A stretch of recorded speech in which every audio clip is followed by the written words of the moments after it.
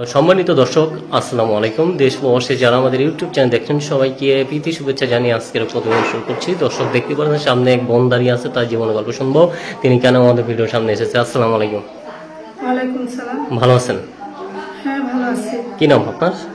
আমার নাম ফুলধান। কত সুন্দর নাম। আচ্ছা আপা, এই যে আপনি আমাদের ক্যামেরার সামনে আসার উদ্দেশ্য কি?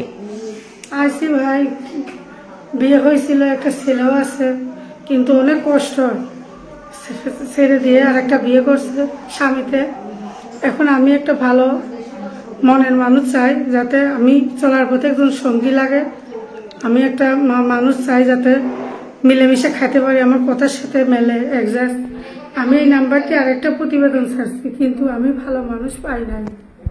সবাই খালি আলতু ফালতু কথা বলে, কিন্তু ভাই আমি আশা করি এমন একটা মানুষ আমার ভাগ্যে দিও, যাতে সারা জীবন চলে ফিরে খাতে পারি, তার সাথে একসাথে মরতে পারি। একটা ছেলে আছে, ছেলেটাকে আমি মাদ্রাসায় পড়াইতে চাই, লেখাপড়া করাইতে চাই ভাই। স্বামীরা তালাক দিয়ে দিচ্ছি, এখন একটা ভালো মানুষ পাই, আমার কথার সাথে যদি মেলে, তার সাথে আমি সম্পর্ক করবো, বিয়ে শাদী করবো। আচ্ছা আপা, আপনি কোন গ্রামে থাকেন? আমার দেশের বাড়িটা সিলেটে ভাই। সিলেটে। আচ্ছা, আপনার ফ্যামিলিতে কে কে আছে? ফ্যামিলিতে আছে এখন বর্তমান থাকা সত্ত্বেও আমার বাচ্চা আর আমি, আর কেউ নেই। আর কেউ নেই? না। তাহলে এখন বাস্তব জীবনে কি বেশি চিন্তিত বলেন তো? বাচ্চা লেখাপড়া করাইতে চাই একটু, এই জন্য আরো বেশি প্রতিবেদন আসছি। যদি একটা ভালো মনের মানুষ পাই, আমারও একজন চলার সাথী হইলো, আমার বাচ্চাটারও ভালো পড়াইতে পারবো, অভাবে করে আমি আসছি। এখন যদি আল্লাহ আমার মনের আশা পূর্ণ করে আর কথার সাথে অ্যাডজাস্ট মেলে, কিন্তু ভাই আমার একটা বুড়া মানুষ, আমার যদি বুড়া হয়, সে যদি খাওয়াইতে পারে, চলাইতে পারে, তারা আমার খুব দরকার। কিন্তু বুড়া মানুষ আমার ফোন দিও, এম বুড়া মানে কেউ ফোন দিও না ভাই।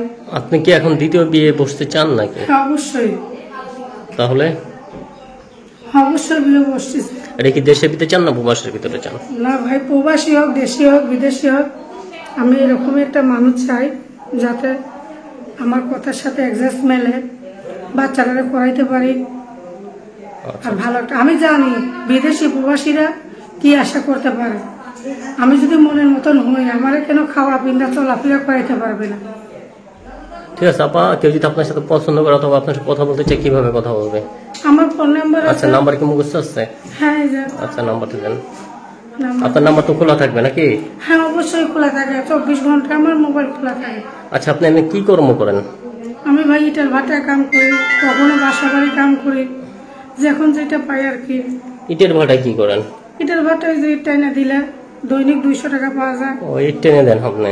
হ্যাঁ। ও ঠিক আছে। আচ্ছা, আপনি নাম্বারটা বলি, আপনি আমার সাথে সাথে বলেন, ঠিক আছে? কেউ যদি সহযোগী অথবা আপনার পছন্দ করে সরাসরি আপনাকে ফোন দেবেন। নাম্বার হলো 018316293338। এটা হলো আপনার নাম্বার, ঠিক আছে? আমরা আরেকবার বলি 018316293338। এটা হলো আপনার নাম্বার। এই নাম্বার তো খোলা থাকবে না? হ্যাঁ ভাই। আচ্ছা, তাহলে এখন আপনার বাস্তব জীবনে কি বেশি চিন্তিত?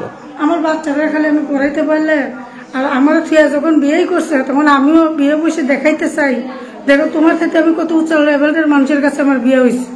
মানে আপনি দেখাতে চান? হ্যাঁ হ্যাঁ। তাহলে আপনার মুখটা দেখাতে পারবেন নাকি? দেখাবো তাকেই, যে আমার মনের মানুষ হবে, তাকেই আমি মুখটা দেখাবো। আচ্ছা আচ্ছা আপা, আপনার জীবনের গল্প শুনলাম। যদি আবার কোন দেখা হয়, তার বাকি জীবনের গল্প কিন্তু শুনলাম। ভাই বয়স্ক মানুষ, বইরা মানুষ আমার ফোন দিও, কিন্তু জোয়ান মানুষ আমার ফোন দিও না ভাই। জোয়ান মানুষের শুধু খালি ছেক দেয়, আঘাত দেয়, কিন্তু ভালোবাসা দিতে পারে না। ঠিক আছে, বিদায় নেন দর্শক। হ্যাঁ, আসসালামু আলাইকুম। আচ্ছা আপু, ভালো থাকেন। দর্শক আপনারা ভালো থাকেন। আসসালামু আচ্ছা আলাইকুম। আচ্ছা।